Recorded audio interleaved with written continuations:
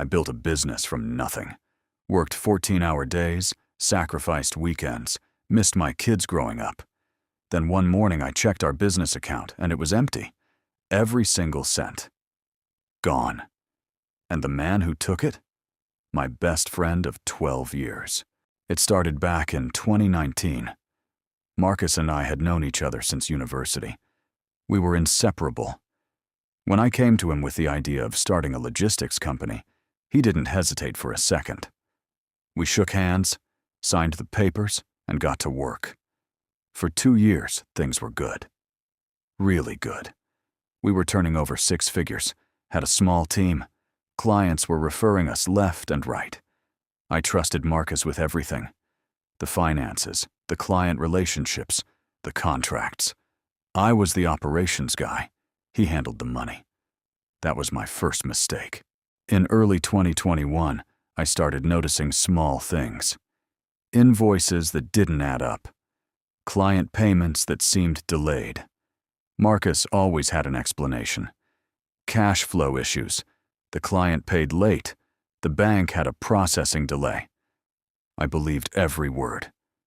Then one of our biggest clients called me directly, said they hadn't heard from Marcus in weeks, and wanted to know why we hadn't delivered on the contract.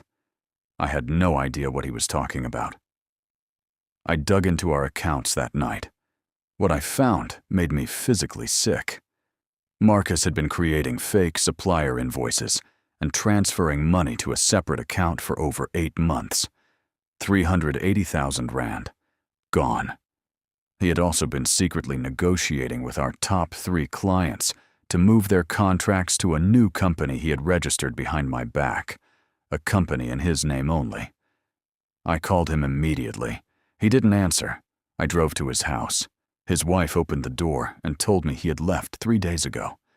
Just packed up and disappeared. I sat in my car outside his house and cried, not just because of the money, because I had called this man my brother. I had 2 choices, fall apart or fight back. I chose to fight. I contacted a commercial attorney the next morning. We filed a civil suit and reported him to the authorities. I reached out personally to every single client he had tried to poach and told them exactly what happened. Every one of them stayed with me. I restructured the business, brought in a bookkeeper, tightened every financial control. Within 6 months, we had recovered half the lost revenue through new contracts. Marcus? His new company collapsed within 4 months. None of the clients he thought he had secured actually signed with him. He burned every bridge he had in the industry. Last I heard, he was working a basic admin job, too ashamed to show his face in the business community. He didn't just lose the money. He lost his reputation, his network, and his future. Here is what I want you to take from this. Betrayal from someone you trust is one of the most painful things you can experience. But it doesn't have to be the end of your story. Protect yourself legally, document everything, and never let someone else's greed become your permanent defeat. If this story resonated with you, subscribe.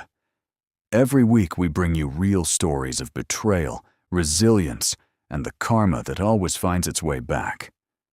Drop a comment below. Have you ever been betrayed by someone you trusted completely?